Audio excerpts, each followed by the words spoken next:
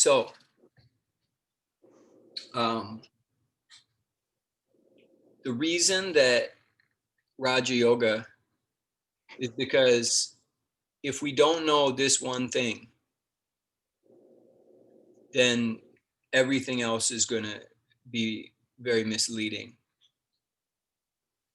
So the Hatha Yoga, which is what we're going to get into a little bit, in practice, the practices that we're doing, these asanas, the pranayamas, um, these dietary conscious eating that we may be doing, this cultivations, of all these things that have to do with the body, purifications, keeping the body clean, keeping the body strong, healthy, and all of these things. So we have these practices which exist at this level of the body and also then extend into this energy body.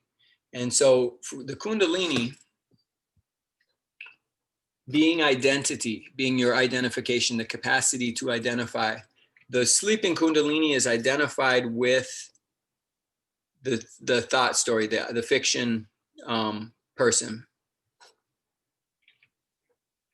But it doesn't take much to start to see that that is not the whole picture. The three-dimensional time-space fiction and the story that we tell with language.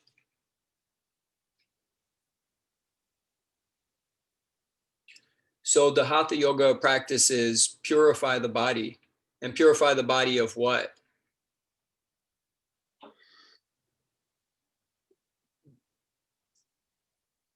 Constriction.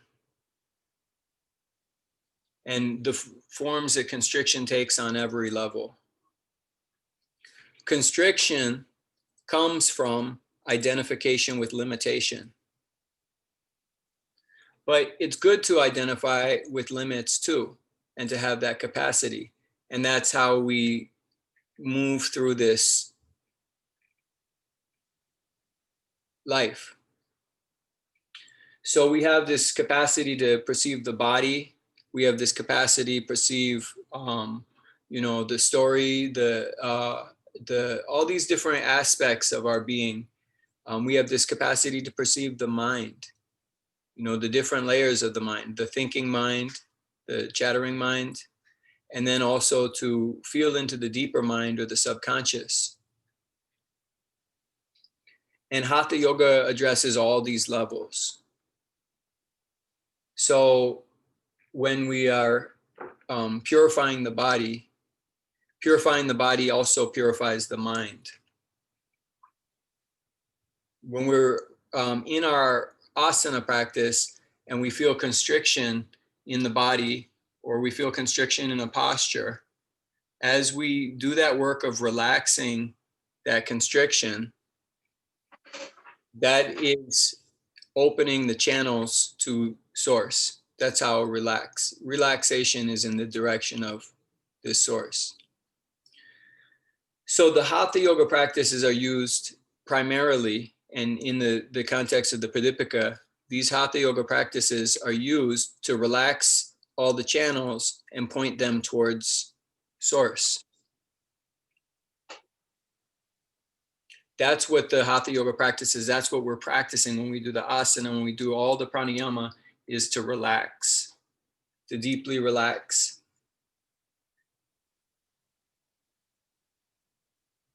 And so the body holds the subconscious. The body holds the wisdom of the subconscious mind in how cells divide and all the technologies and the things the body knows how to do that the conscious mind doesn't know how to do.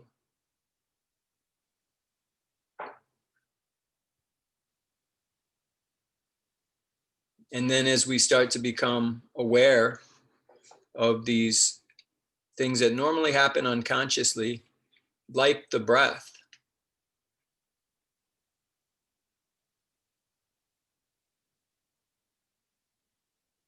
this opens up the capacity to feel that whole experience that we have, that we can access. The subconscious is a deeper level than the chattering mind. And so there's a trick. And the trick is that's the Kundalini part of it. If we've been used to identifying with the chattering mind, it's going to be hard to leap to this other level of mind. And so the Kundalini is this capacity that we have to identify with or not identify with. So this is one of the practices that we do, is if you see thoughts and you realize that that's not me, that thought isn't me, that thought is the mind. And if you watch the mind long enough, you can see that it's not just a story we tell. We really, literally, you just watch the mind unfolding and you don't have to do anything. It's not you, it just thinks at that level. So we're tracing our way back towards source, from identification with the body and then identification with the mind. And as we see that we're observing the mind, then to ask that question, who am I? So Svatmarama is really precise when he tells us about these practices in the Pradipika. These are practices to be used for Raja Yoga, and that's how we're using them. That's the intention of the practice, the way that we're doing it here. And Svatmarama says that because in its essence, the Hatha Yoga is just bringing awareness to this multidimensional self. And that multidimensional self is just like the body identity self, in that you access it. And so as we become aware of this larger self, it's already here. It's not something that needs to be awakened or created. The relationship is the only thing that is that we're remembering this. Remembering what? Remembering this, what we call the subconscious. And you can see it if you stop, and start to pay attention.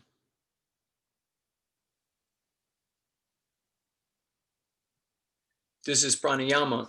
So at these subtle levels of frequency, when you feel just these little, you feel with your nervous system and you feel with your whole being into these subtle frequencies. They're really subtle. Like if someone dropped a book, you'd feel that dramatically through these subtle systems. And so then when there's some type of obstacle in life, like an enemy, I have an enemy. And in that place with my enemy, I can feel like, what does that feel like to have the enemy? And that feeling of the enemy, I may be able to recognize as, oh, that's constriction.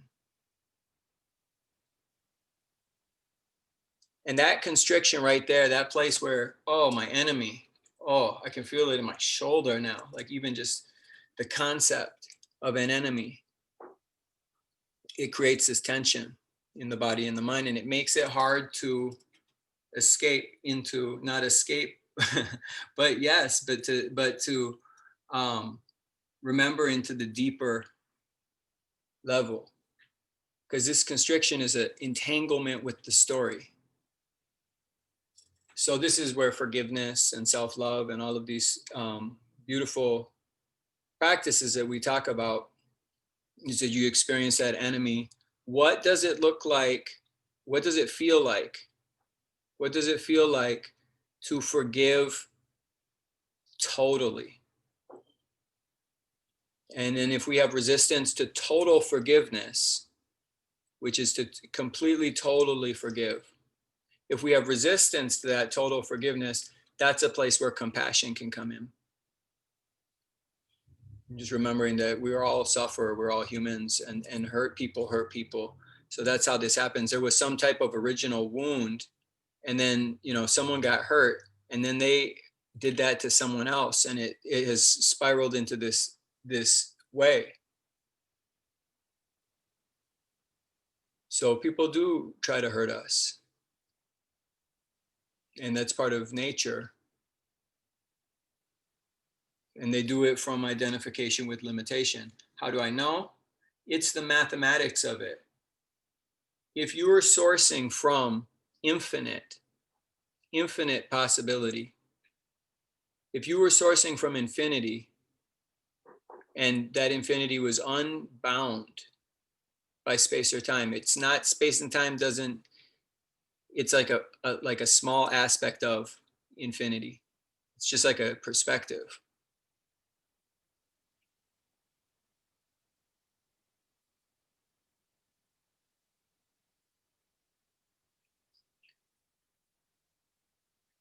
Sourcing from this limitlessness, why would you ever wish anything but the best for anyone?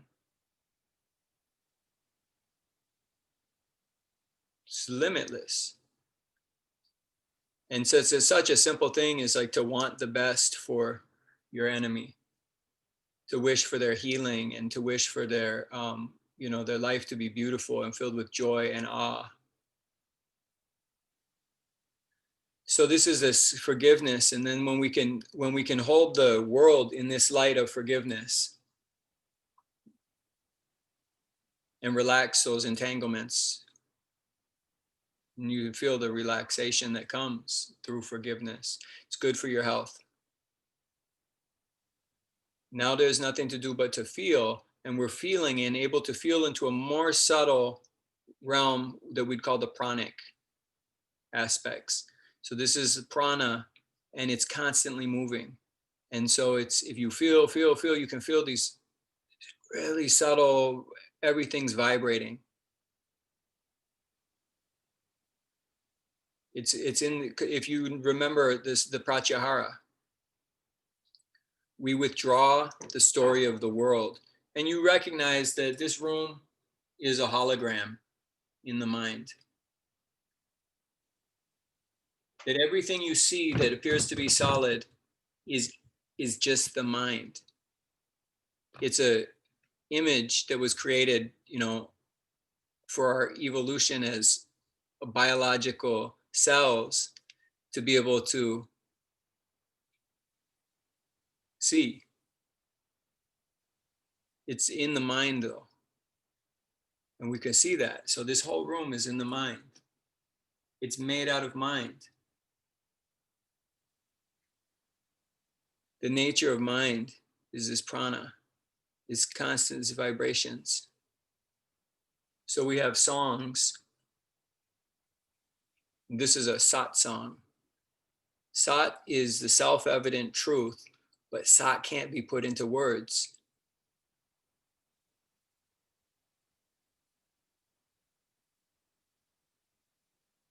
It's silent, interestingly.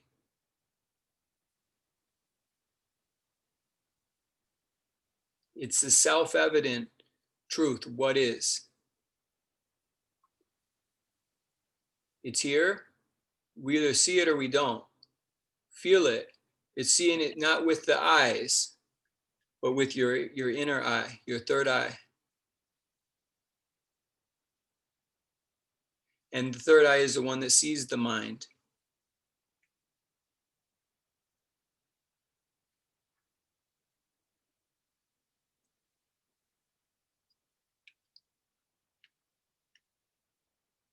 So at this level, everything is vibration, and we can feel where there's tension and we can relax it without even needing to necessarily name it or go into the story. We can even go to a deeper level of relaxing that tension at this level of vibrations, as you feel that everything's moving. And so now you have all of these channels open by forgiving, by letting everything go. So totally relaxing. All of these channels are open, and they're open to source. And we direct that with just a subtle intention, but it's a steady intention that you're turning towards source. And so you hold the attention really still.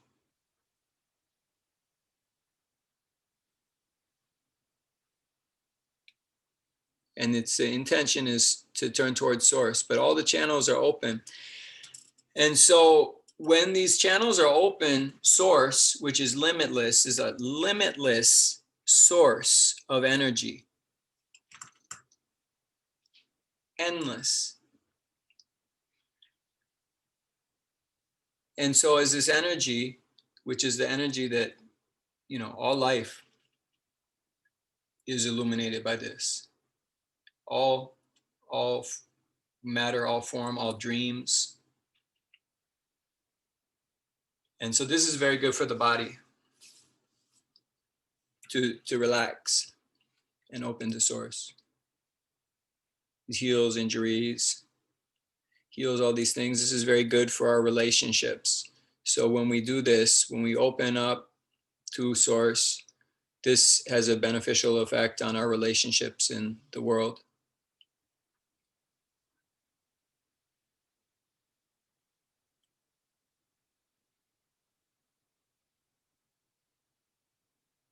And then the practice just becomes, at each moment, sourcing from limitlessness. And you can recognize as we move through the world, we might get caught in a story for a second, and you'll always recognize the ego by fear. Anytime there's fear, that is the ego.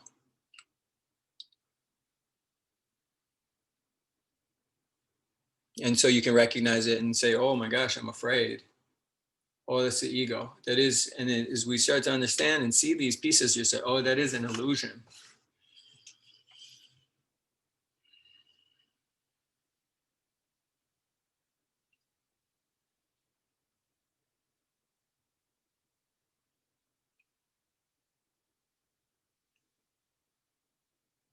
And then we recover somehow and come back to the breath. Simple things.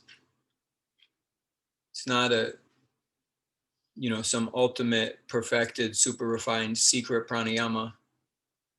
It's bringing conscious awareness to this breath.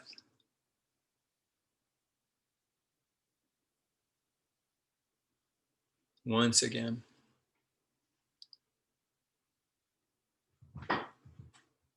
And it snaps you out of the fear story.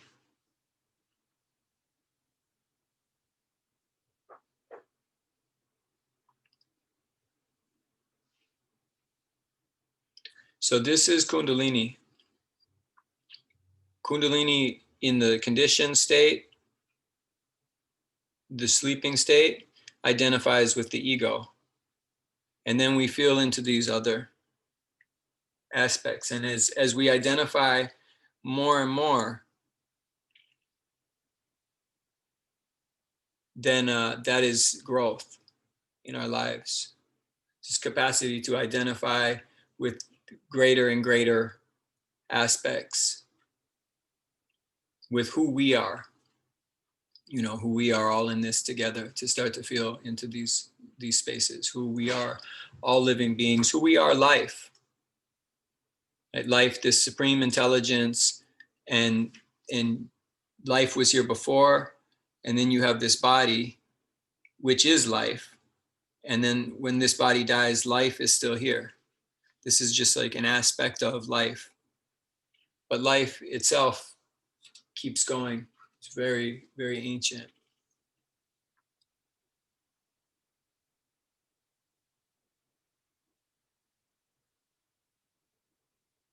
Any questions about Kundalini here?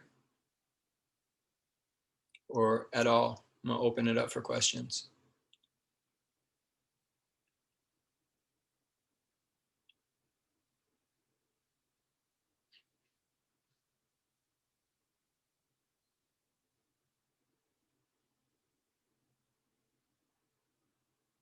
These are really practical teachings. And this, you talk about it, it's cumbersome.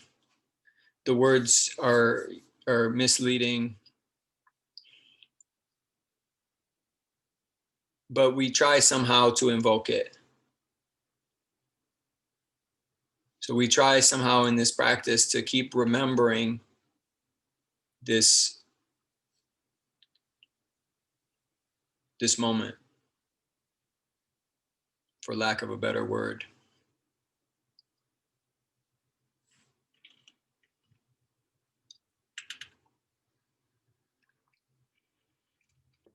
Matt, if you're talking about Kundalini, would you mind just speaking on a little bit, like some different experiences of Kundalini? You know, they talk about in the Pradipika, like wanting it to go through Sushumna, obviously, but, you know, things that are experienced, or, you know, when it goes through Ida or Pingala, or just some different things about the experience of it, if you can say anything.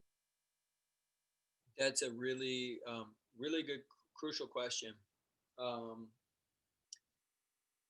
That's actually why I brought this up. I had forgotten.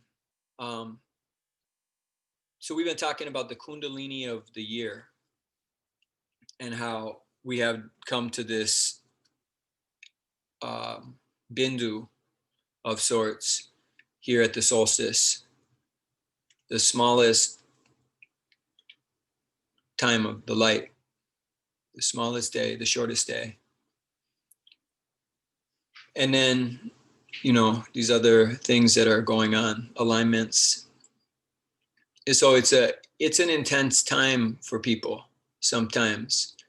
And the practice helps to ground us and make us steady. So I feel like we see this less with people who have an asana practice, are protected in a sense, not are protected.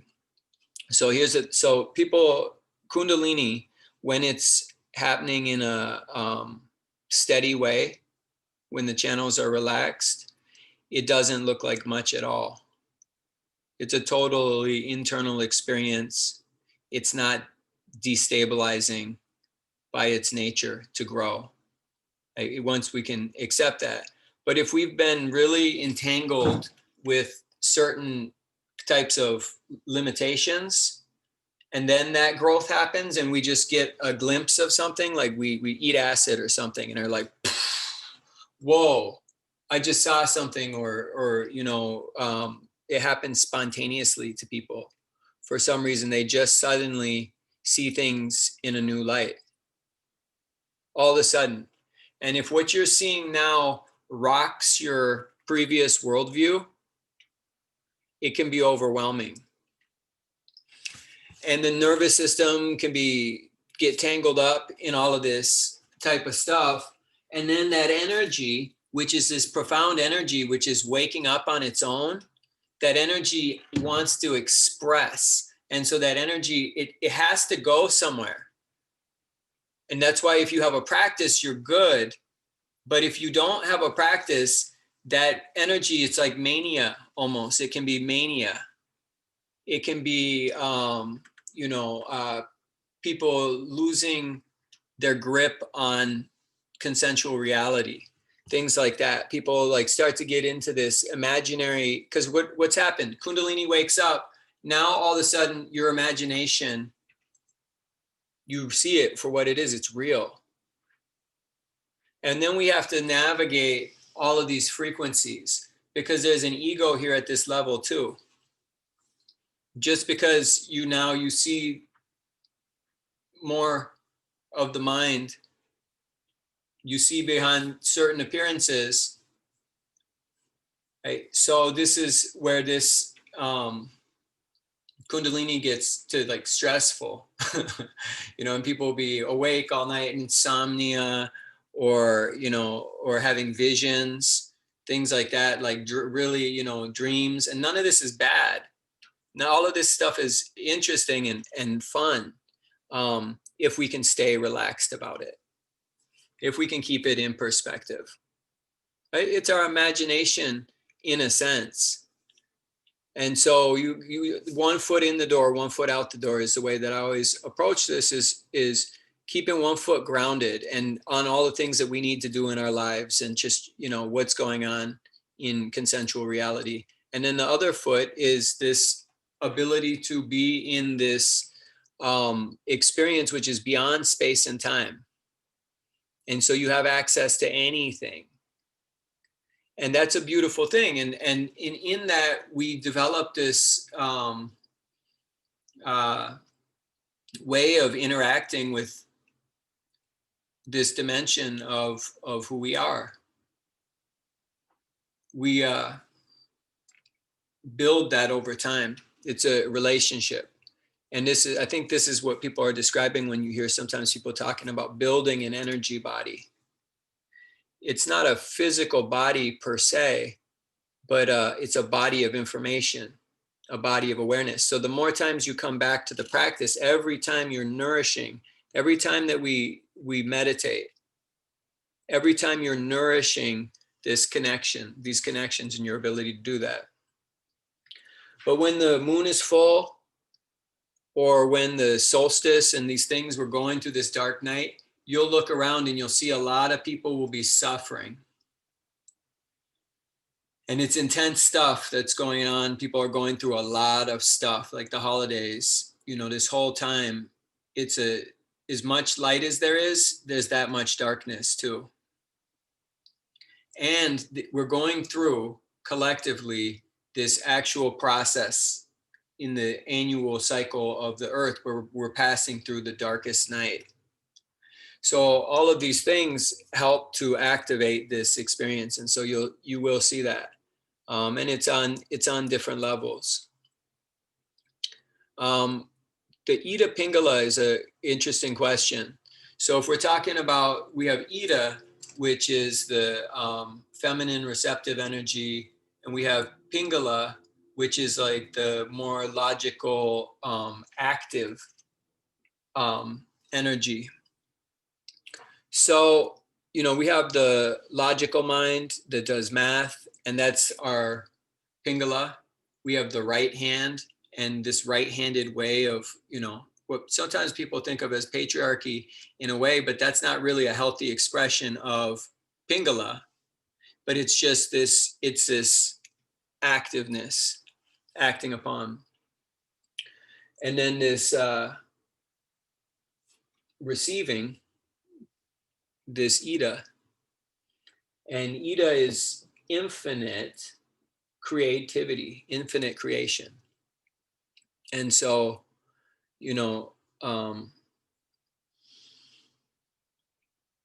there was a TED talk I heard where they went into the left and right hemisphere where a woman who was a neuroscientist had a stroke. I think the book's called Stroke of Insight. And she was talking about, she was switching in and out of the left brain. Something had happened that had separated the two hemispheres of her brain.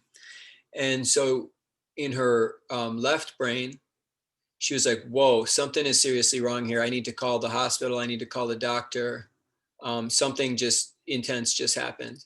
And then in the right brain, she was like taking a shower and she was like, whoa, look at the way that the light reflects through the drops of the shower.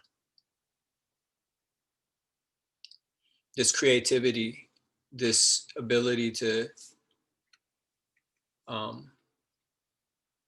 visualize.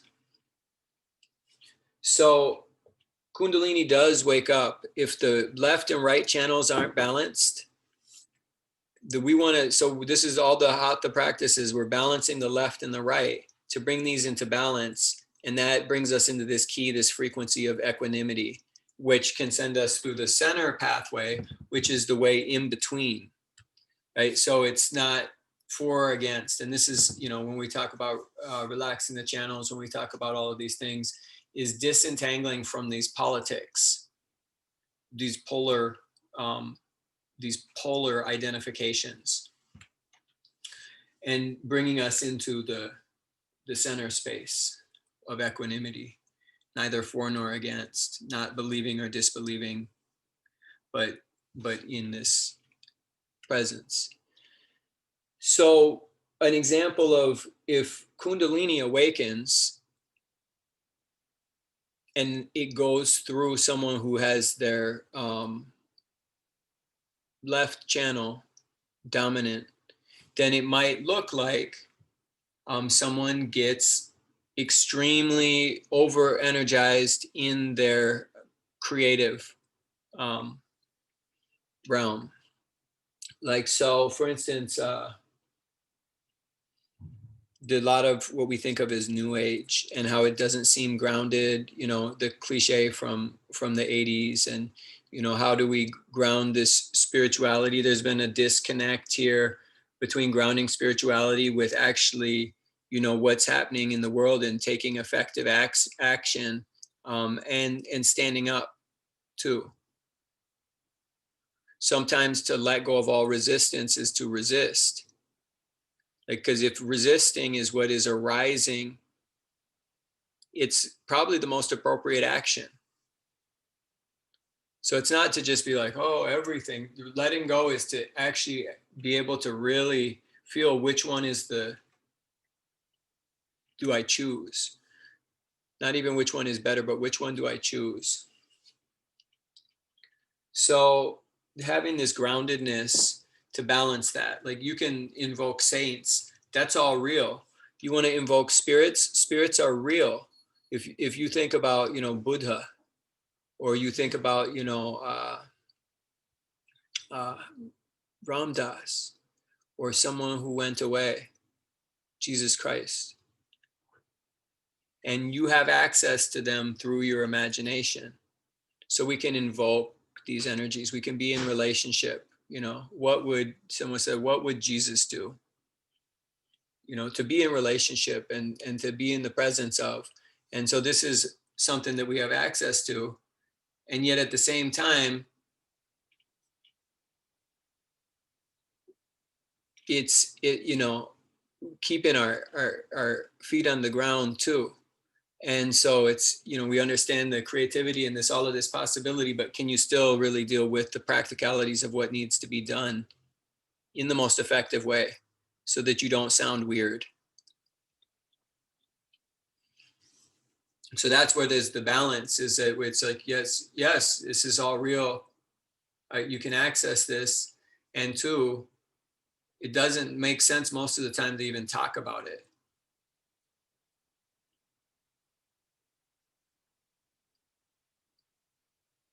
Unless we've agreed somehow that we're going to talk about yoga, or unless um, someone actually um, is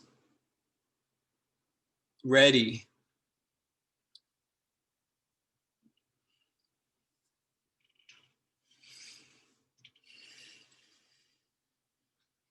On the other hand, you have Kundalini awakening through Pingala.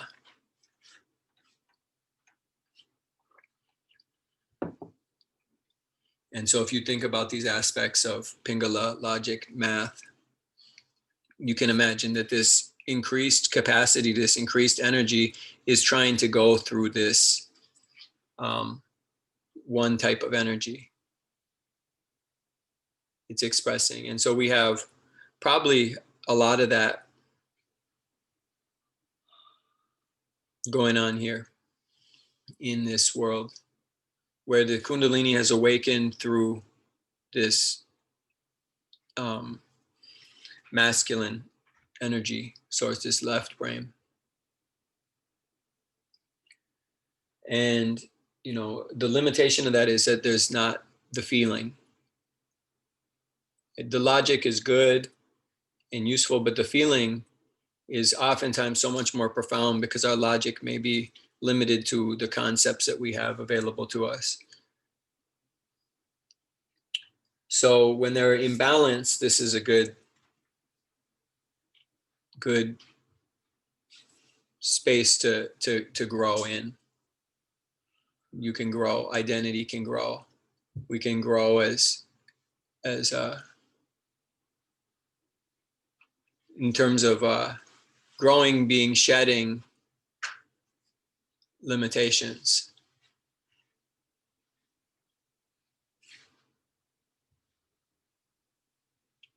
So this is the left and the right, the importance of all of that. And we do so much of it with the asana. It's really good to start to become aware of the nostrils. Of course, having the nostrils, when the left and right hemisphere are in sync, you're breathing equally through both nostrils. So Sushumna is described as when you're breathing equally through both nostrils. You can feel that the energy of both nostrils is equally open. So starting to become aware of that and to cultivate that left right balance, the ability to be balanced in our lives. And then with that balance, Kundalini is not going to be so disruptive.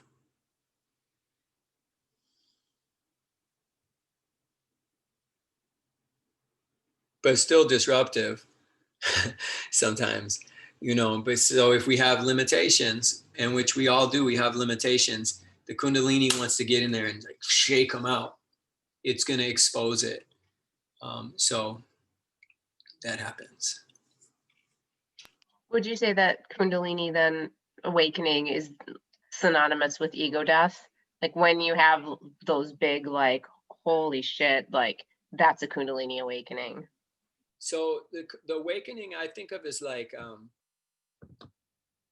because it sounds like it could be like maybe someone like Kundalini awakening, they were like just like blah blah, like just hit, and it opened everything. But that'll be pretty hardcore way to go.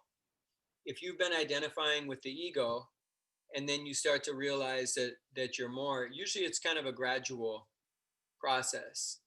And so, but what happened was, we were identified with limitations so thoroughly we didn't even realize. And then something happened which woke up the Kundalini, like a mystery. And so, a lot of times, what wakes up Kundalini is the mystery. It's the sense of something more, the sense of something unseen. So the Kundalini is like curious. It's like, and so it could be it is in a way. When the NBC and ABC published that thing from the Israeli Minister of Defense, where he's talking about the Galactic Federation and how aliens and UFOs are real and all of that. And so all of that information is being put out in the mainstream media. It definitely gives you the space to either accept it or reject it. Because they're like, well, is this guy crazy? No one was like, this is the truth. They're like, this is what this guy said. And the guy does have some credibility because he's worked for like NASA in Israel for many years. And so what's happening here, is that maybe some people who had a really narrow view of what this is now are being confronted with some new possibility. And some people just won't see it. They'll be like, oh, it's shit. That's bullshit. Right? And someone else will believe it, which is equally foolish. Right? Someone else will say, oh, yeah, that's what's happening because I saw it on the news. Right. So I can trust that that's what's actually happening. And so, but then someone else will be like, what did those aliens mean that they're not going to come and contact us until we understand the nature of space and what a spacecraft is? We don't understand the nature of space, is what they're telling us. What is space? So then, it's like the Kundalini is like all of a sudden, it's like, whoa, I can see past all these limitations. Is it true? It's your imagination. Sometimes it's true. Right? We all get these little glimpses of when you see your subconscious saw something, you saw the glass of the water on the table and you're like, that's going to get knocked over. And then you're like, you question it because, I don't know that that's going to get knocked over. And as you're busy thinking about whether you should do something, it gets knocked over. And you're like, dang, I knew that was going to happen. I could have stopped that accident from happening. So it's just funny, simple things like we start to see. But to see that, you have to let go of the thought, that's not real, or I can't do that.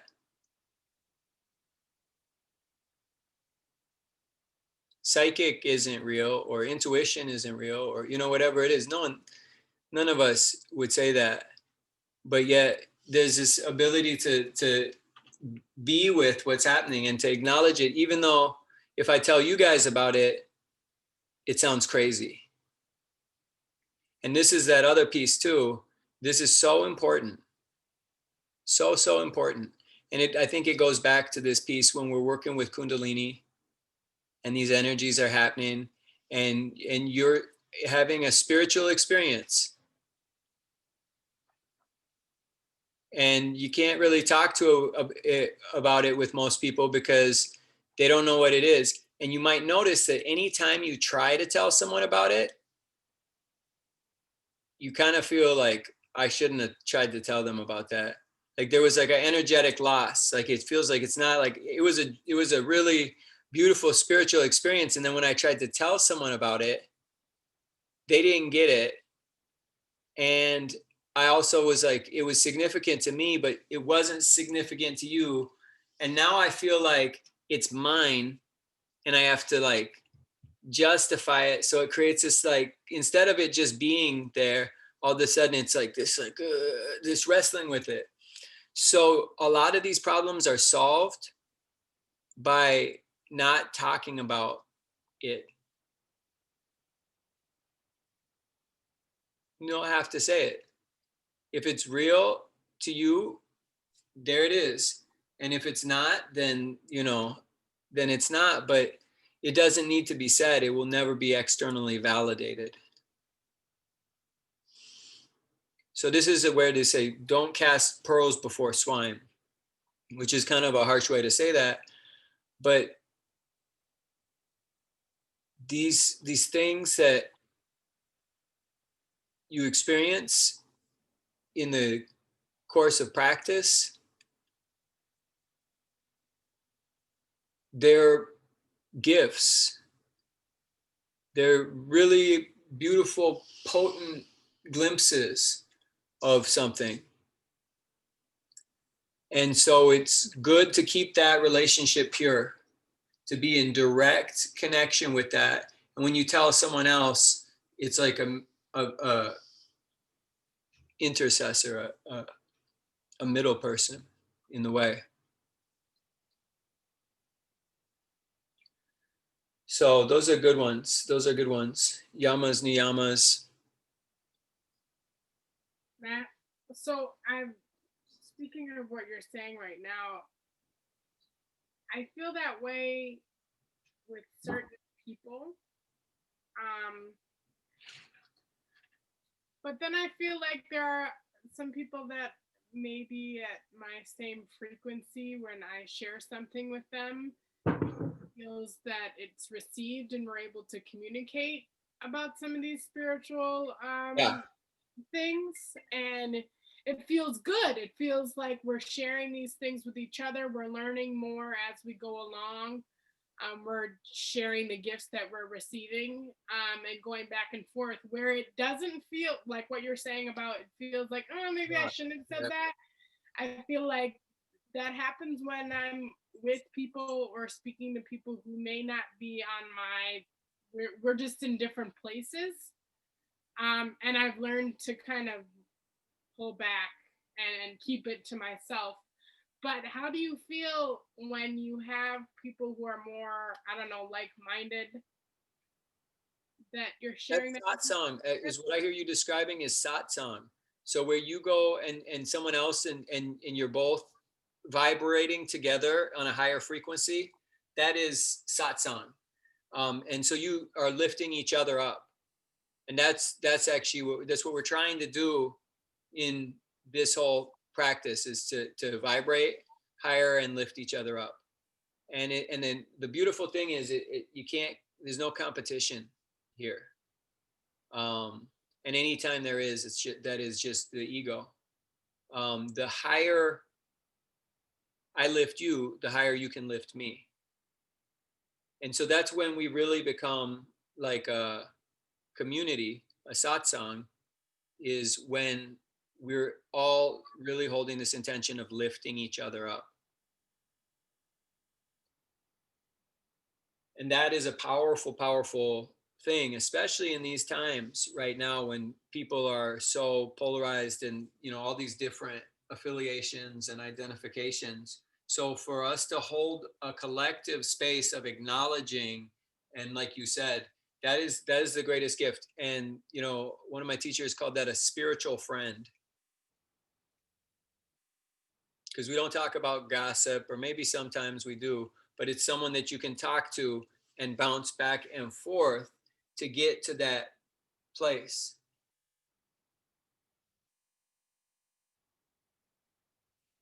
And you may have a friend who can just hold space for that. Or you may have a friend who brings you there. I remember one of my teachers, he had just such a way of talking. And I was really puzzled because every time I was with him, I felt like I was on some sort of really powerful drugs. And he was an old Osho guy. He loved Osho and he read all Osho's books and did the practices. And, you know, and other than that, he was a normal guy. He was a businessman. But when he started talking about Sat, which you can't talk about, but yet we have these technologies. We have these people who've made an effort, you know, or made it a practice of using words like Osho, you know, using words to point towards the source. So he would just spin this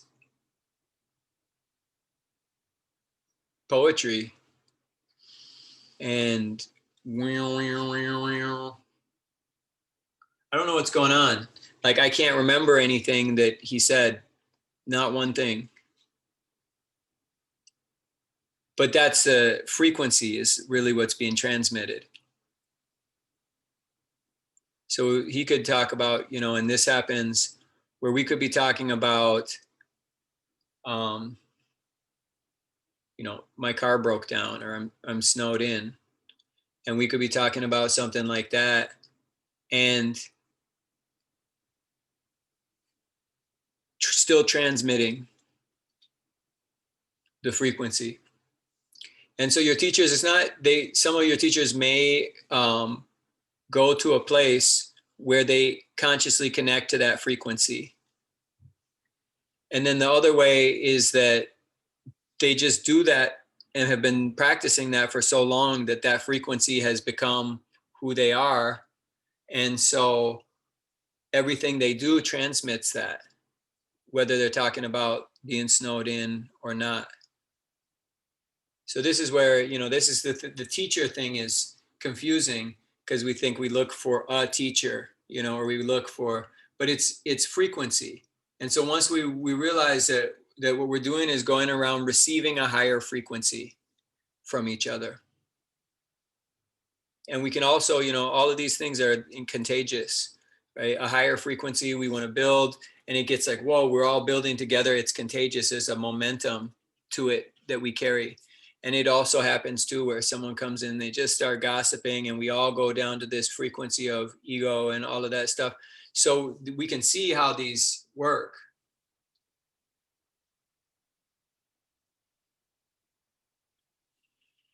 So that's the satsang is vibrating together, right? And we can do that together. We can invoke, like we've been trying to do, we can invoke higher awareness by talking about it, or, you know, we can just be ourselves, and that also is transmitted somehow.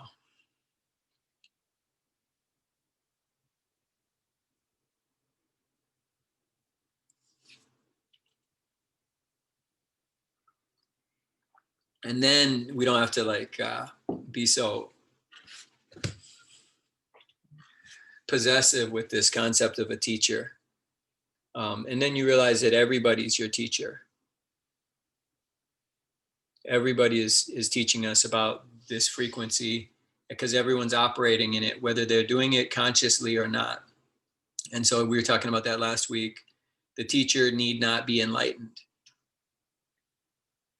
Your teacher may be someone who's acting out of a deeply unconscious state, and yet their actions, they help you see a bigger perspective.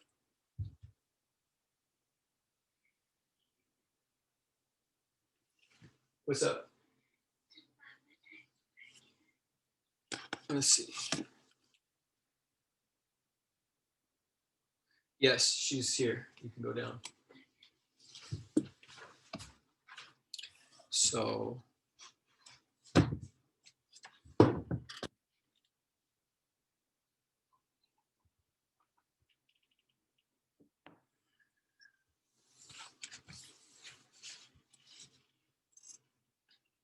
this is the other place where we can satsang too, is with these practitioners like Patanjali, like Swapmarama.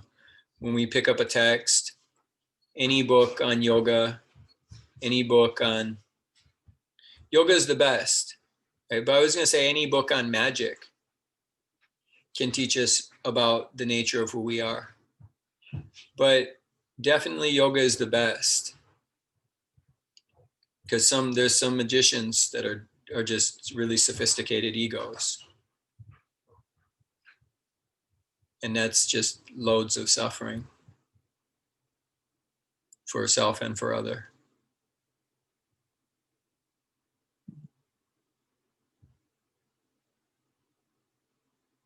So to keep sourcing back from this unconditional being,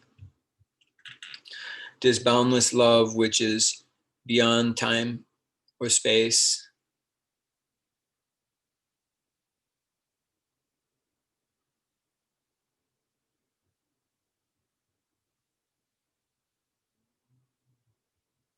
to keep sourcing back from limitlessness in our actions.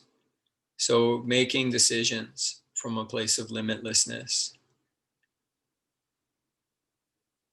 from a place in that word abundance, sourcing from abundance.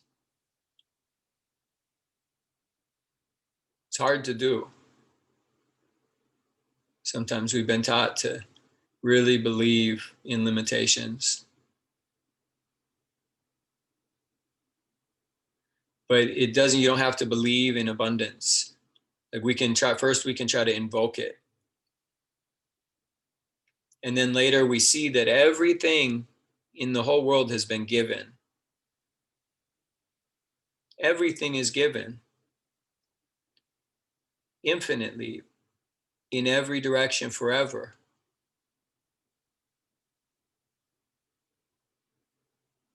So abundance is the state of, it is a quality of what this is. It's a universal law. It's not a belief system.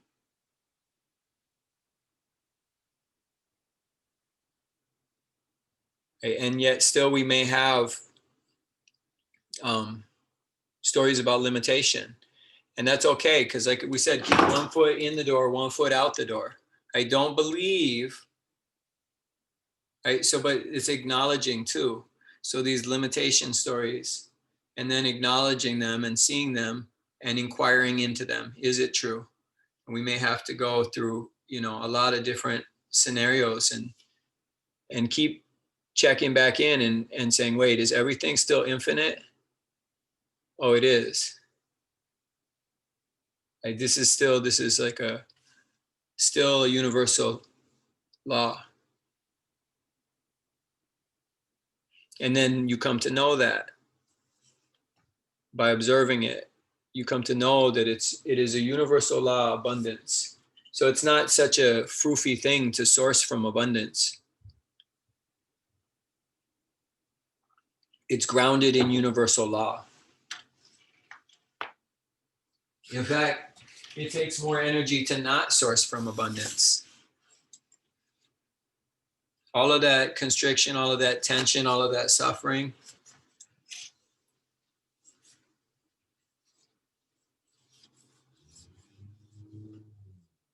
But the constriction is the teacher.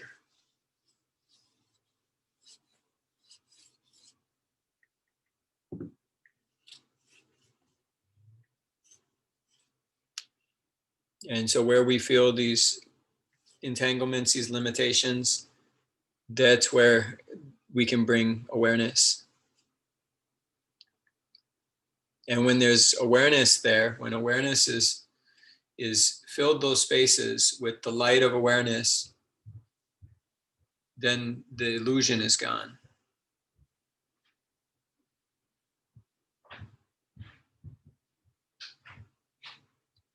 So it keeps coming down to these same fundamental practices.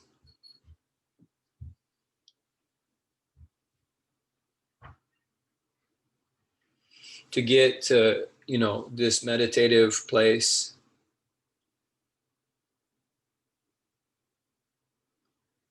To get to a meditative mood.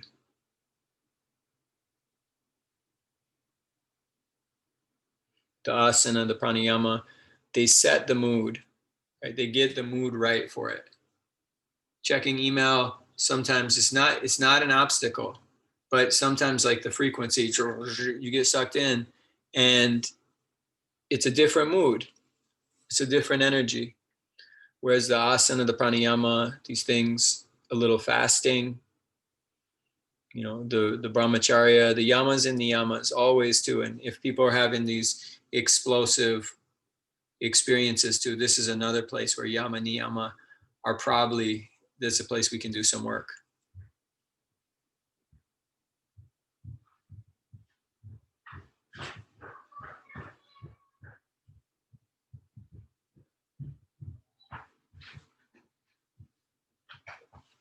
And it's good advice too. So if you're dealing with someone who's not balanced, having a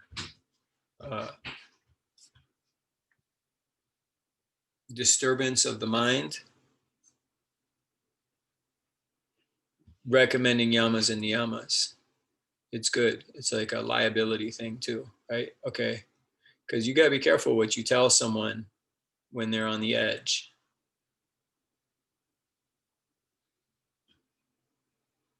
And we might really need to just be supportive.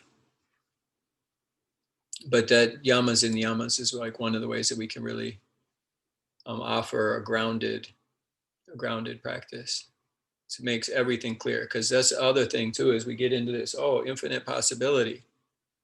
And the ego starts thinking like, whoa, seriously, infinite? All of these possibilities, right? And people get trapped in these spaces where they use this type of, this is like the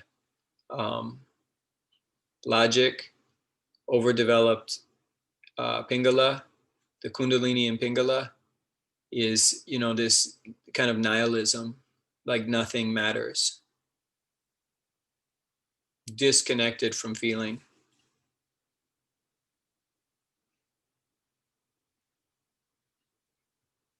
And so what do we do there?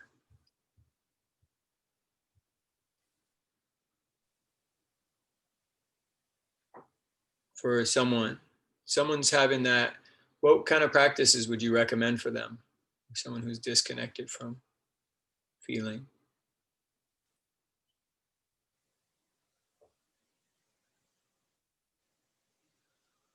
Right brain, huh? Like right brain, left body, restorative, yin, like to balance this other energy. So we can use it like that too, and keeping it in balance, or when it gets really out of balance, like realizing sometimes someone might need some yin, someone might need some rest.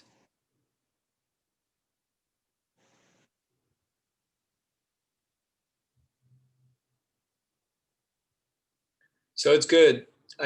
I don't know if it's happening more these days, or if it's just where I'm at. But it seems to be happening a lot, that people are having, and then you start to recognize it too. These, Kundalini. And a lot of times it looks like midlife crisis, or, you know, or whatever it is, like people are going through some type of growth. And so it can be good to start to become aware of this paradigm in our own body, our own life. And if that becomes something that now we understand what those words are talking about, then you can really be of service a little bit, just, you know, sometimes just to validate, acknowledge someone going through something. It's compassion.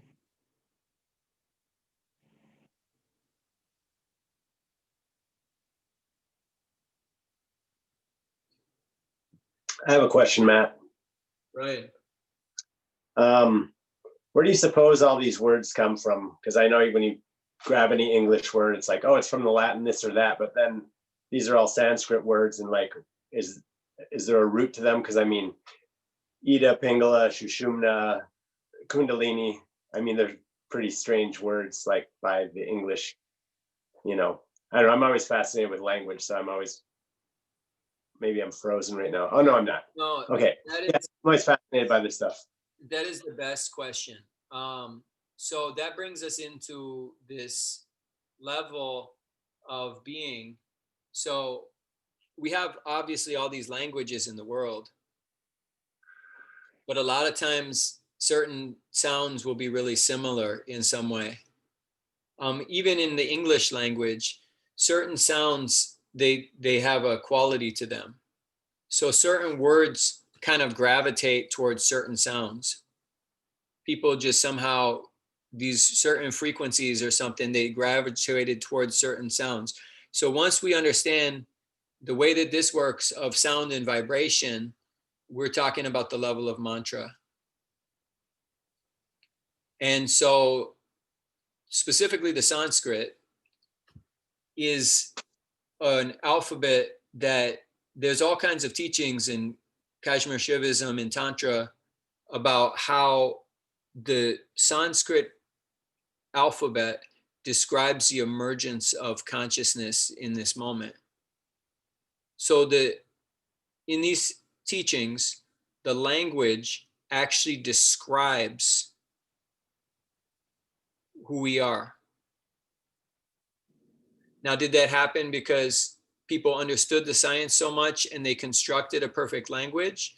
Or was it a language that came from a purer time in some ways, a golden age, if you will, in some ways? And so that this was just a more natural expression of expressing clarity of being. And we see that with the syllables like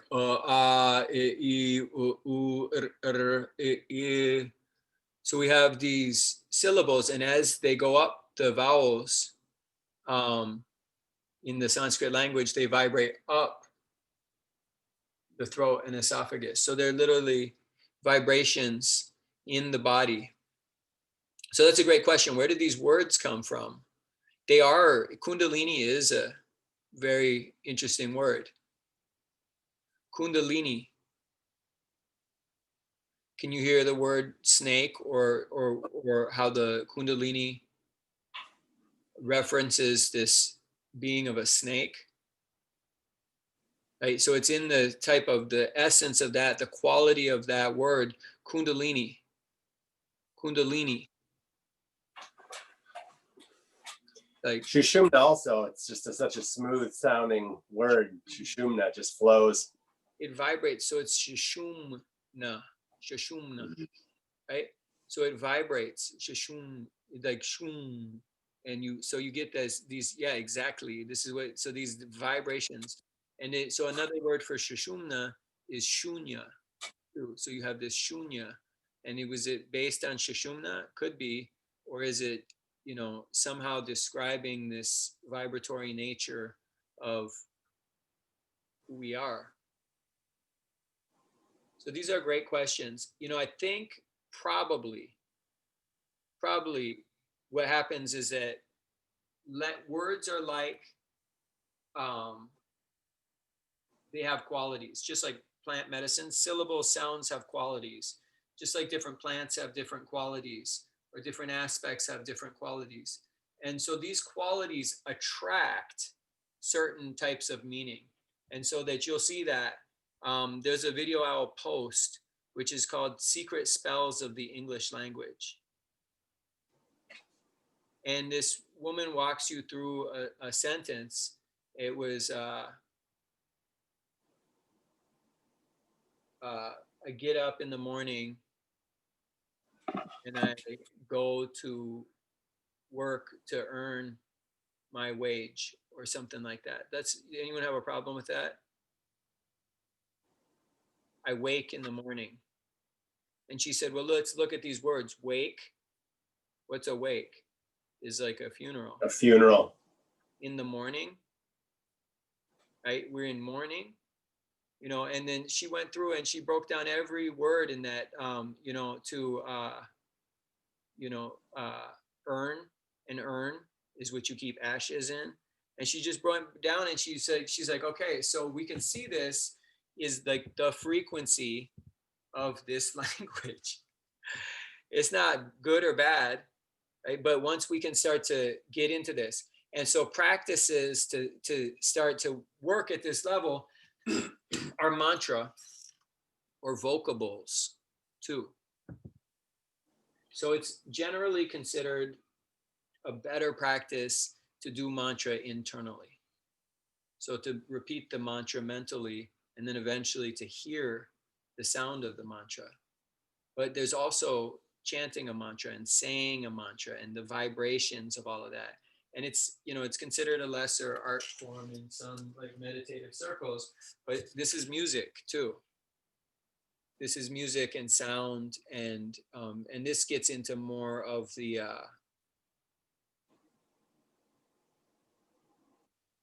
feminine way of seeing what we call the left hand.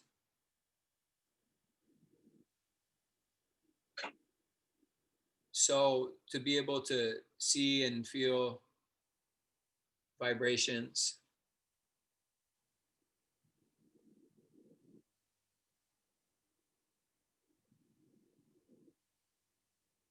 to sing, to dance, to get ecstatic.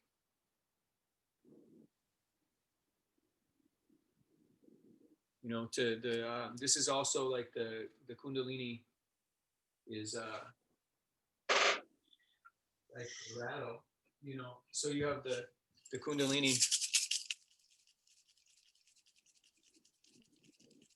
likes rattles. It also likes, what else? What does Kundalini also like?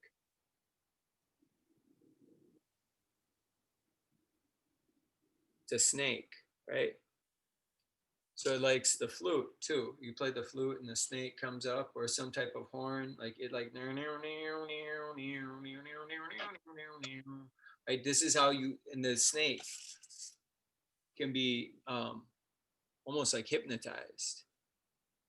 Like it becomes under control. So this is the Kundalini too. So we have these flutes and this vibrations and the mantra and the repetition and the rhythm of it. And so then the practice can take on a rhythm over time. And that's brings us into this level of vibration.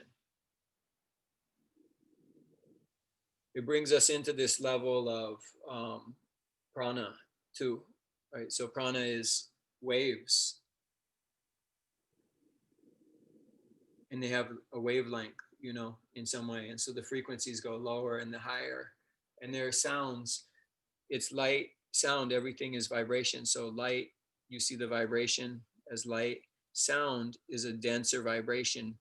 And we use like a lower, we call it a different sense, but it's perceiving the same thing, which is a wave. And then touch is an even lower, denser vibration, but still it's perceiving a wave.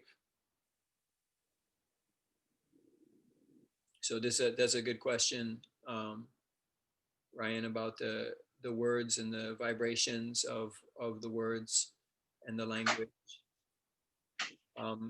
In that sense, the Sanskrit language is considered to be mantric. And so these words that we're using that from the Sanskrit, they're both concepts in that, we have to learn a new concept. There's not a word really for Kundalini in English. It's very revealing that the level of technology, like this is a language that has a concept and a word for this. But it's not that it's not known in, English speaking spaces. It's just, we call it someone else. It's like someone will be like, oh, they're demonic possession. We see it through the limitations of our understanding. So when we can use these Sanskrit words, then that's a way of invoking a frequency too, a mantra. And some of these mantras that we say, Loka samasta sukhino bhavantu, may all beings everywhere be happy and free. So there's an intention behind that, and we can translate it and say, well, may all beings everywhere be happy and free. And I'm with that. And then there's the vibration of the words. And so it becomes another level of experience. It's like another sense that you have this sound, and you can't necessarily put meaning to the Sanskrit words in the same way that you might associate meaning with a English word. But yet there is vibration. And then when you can understand that vibration in other words and other languages, the languages start to become more clear. If you ever try learning a language like Spanish, that's my experience a lot. Trying to learn Spanish is that there's a time when I'm translating in my mind, and then there's a time when you like let go, and you receive the frequency of it. And that's how we understand language. You're not like translating every word that I say in your mind. It's a flow.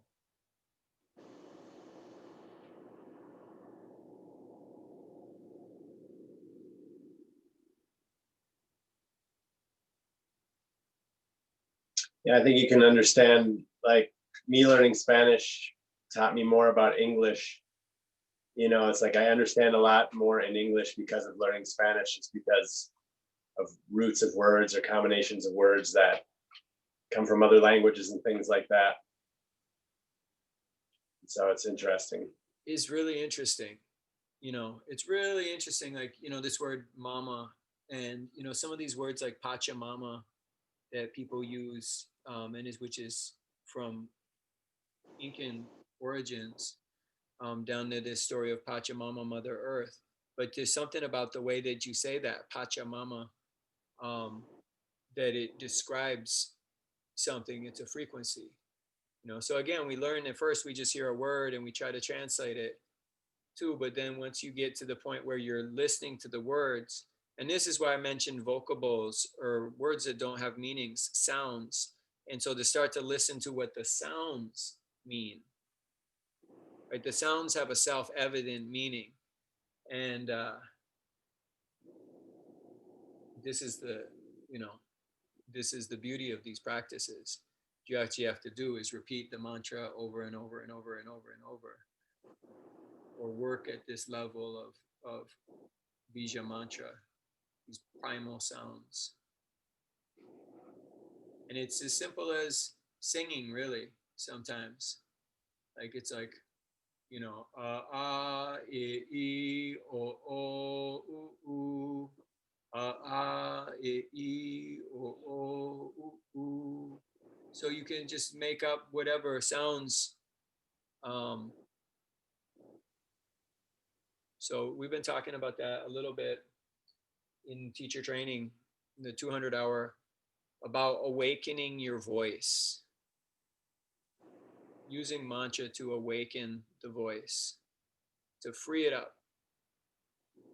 And so that's singing, making up songs. That's the homework. That's your homework here, is to make up a silly song while you're walking around, probably walking around in your house in quarantine. Make up a silly song and sing it. And to keep getting into these, unlocking the the voice.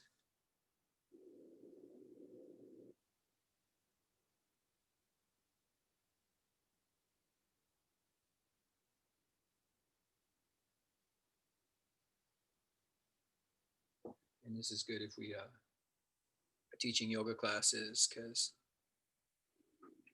to unlock it, to let it go, to let it be free, to catch that rhythm. And then the practice, and that's where it's like the practice, like this because you've been practicing for a while, but as you refine the practice becomes more effective. So the better you are at practicing, the more you practice, the more effective the practice is. And it's like a musician, like we could just, if we don't practice or whatever, we could just be like, well, I can't really find a rhythm here. But a musician who's got that down can take that and then use that rhythm, and it creates a mood. And so this is an example of that. So we can see that music, that rhythm, it creates a mood. And you can also see how this is sorcery, because that mood, we could use music to create a higher mood, or we could create a lower frequency with music too.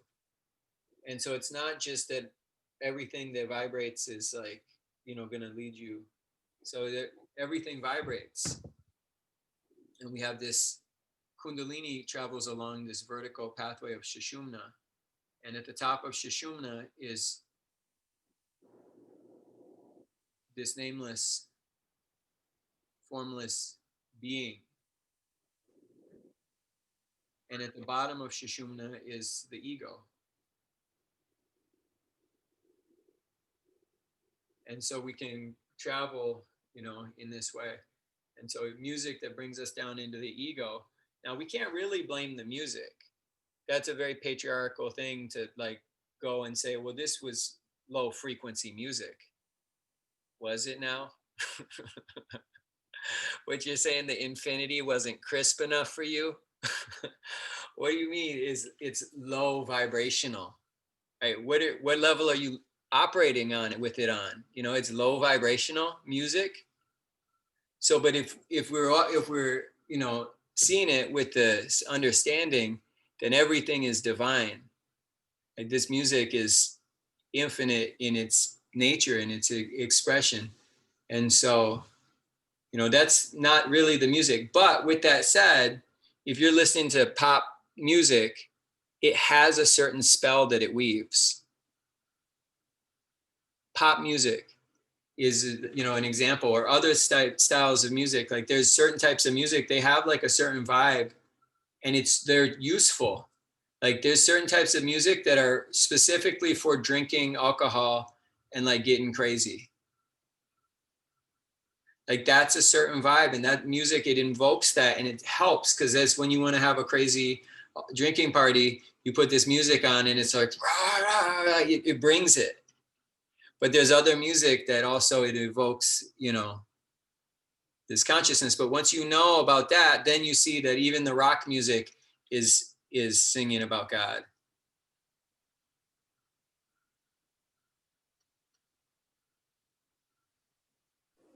Unless it's not. But I had a friend that in high school that ate acid and listened to Slayer. Yeah. And then he became a real big Jesus guy right after that. So maybe you're right, but in that case, that's not the most common scenario. Man, yeah, I thought it was funny. Yeah, that is funny. That would be an intense thing to do, to take acid and listen to Slayer. Not something I recommend. I think I've probably done it at some point. It's pretty courageous. It's good to have a good container, and so all of these things. So we can see these energies, and it's not that we have to avoid the energies that lead towards the darkness. it's just being aware of them, and that we can let these things that which in some ways point towards the darkness, they point us towards the light too.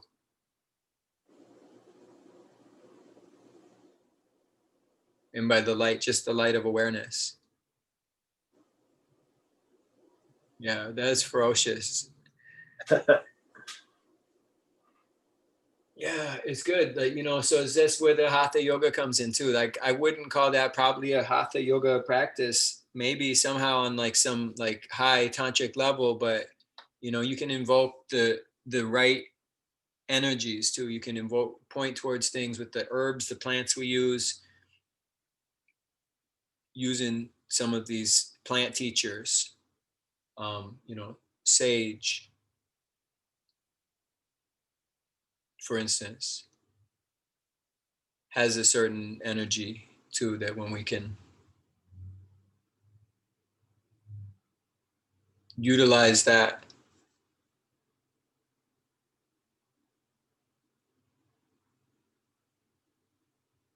You know, these other plants that have this ability to um, clear the pathways. Most plants, that's what most plants do, especially the ones we think of as medicinal plants. That's what exactly what they do, is they clear pathways. And each one, they have this intelligence, this information. So even if I'm burning sage, we talked about that in class today. If I'm burning sage virtually, you can still receive the benefit of that sage if you have a relationship with that plant and you invoke it. You smell it, you receive the wisdom and the medicine of that plant just by thinking it, just by recalling sage. But in order to recall it, you got to know it. So that's where these, you know, having a relationship with plants and all of these things is good over time too. So then once you know a plant, you don't need that plant to be actually physically present to, you know, to access it. It is the same thing what we were talking about with people. Right? Once you know somebody, they're in your heart. You can feel them, you can recall them. Even sometimes when they've left the body, we can recall someone. And their body's not there, but the spirit of it is in us. We recall that.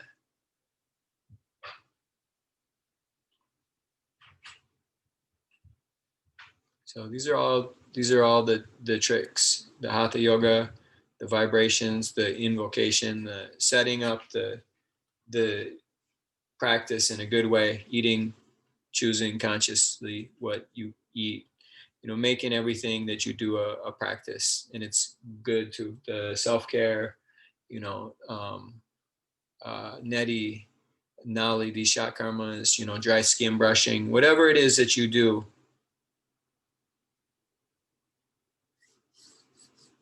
And it, because then you want to do that, you did something good, and it makes you want to do something else. And so, you know, drink a juice or, you know, whatever it is for you.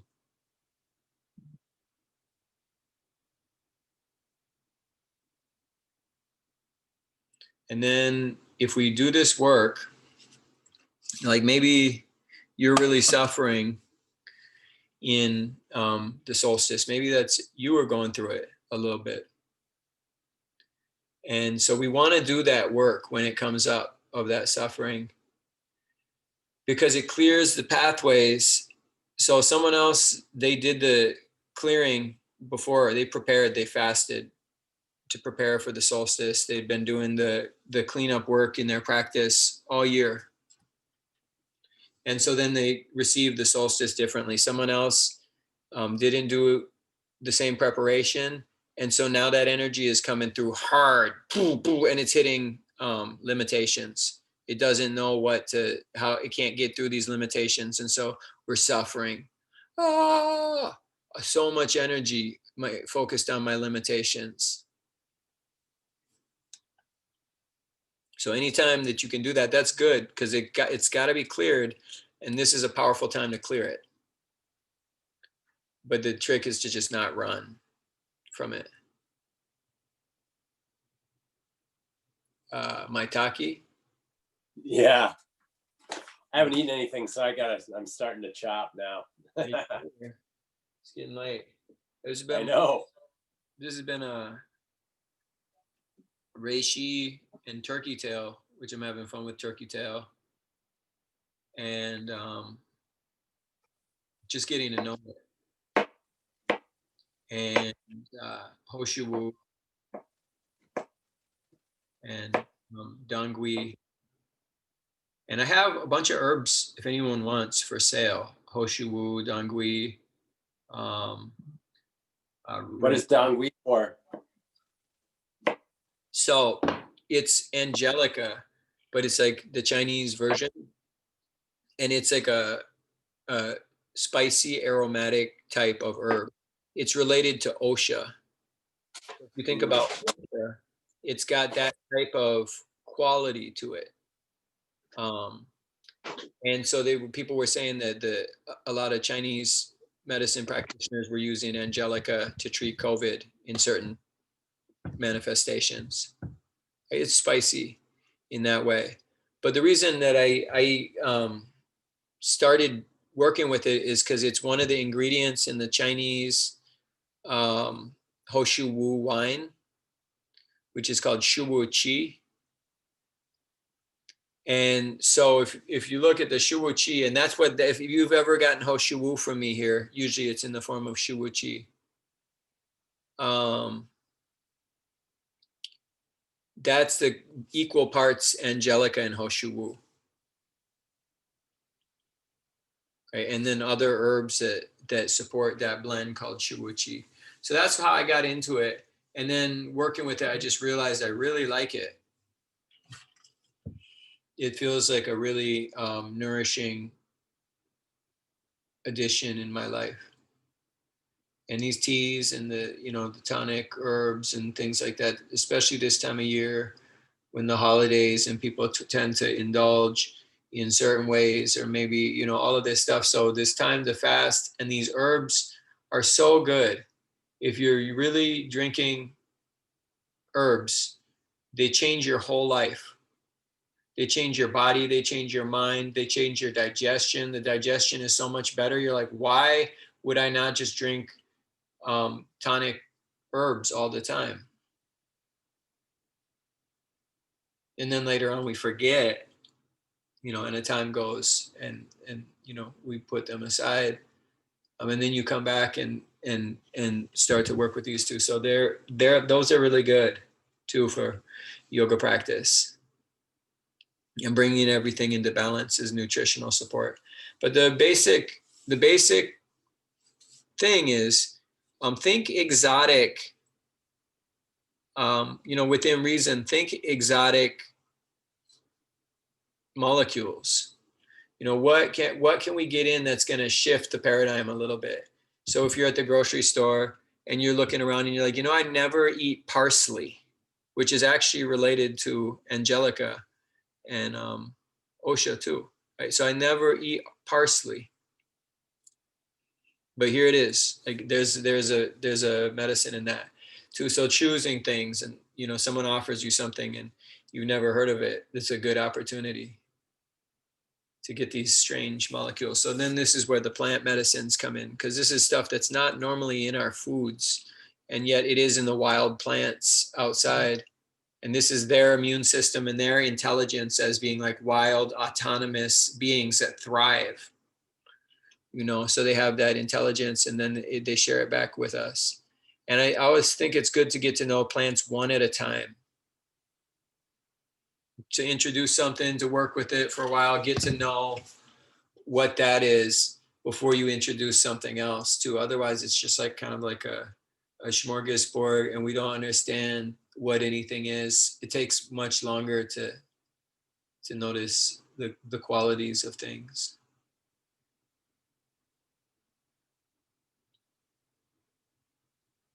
So I guess I'll say about that much.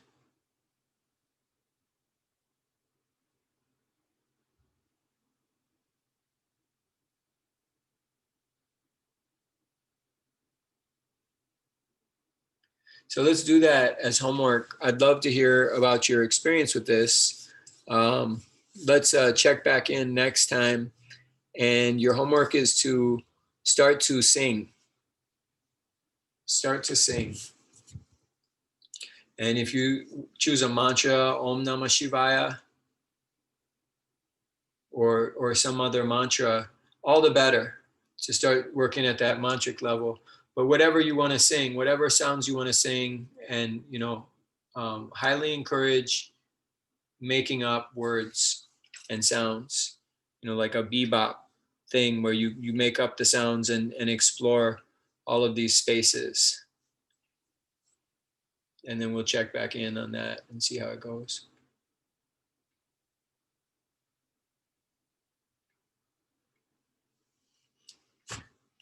Let's come back together here and just sit tall.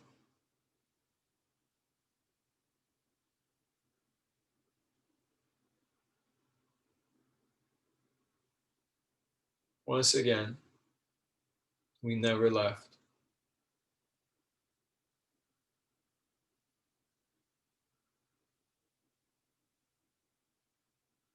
Here you are, once again in this present.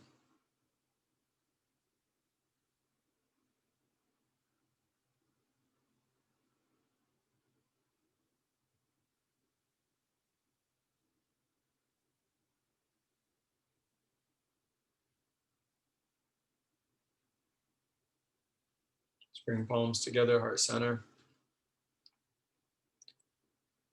Exhale the breath from your lungs. Inhale, thumbs, third eye center. Namaste.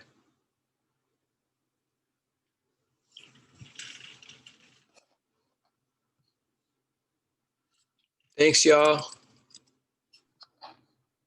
Thanks, Thanks, Matt. Matt. Thank you. See ya. Thank you.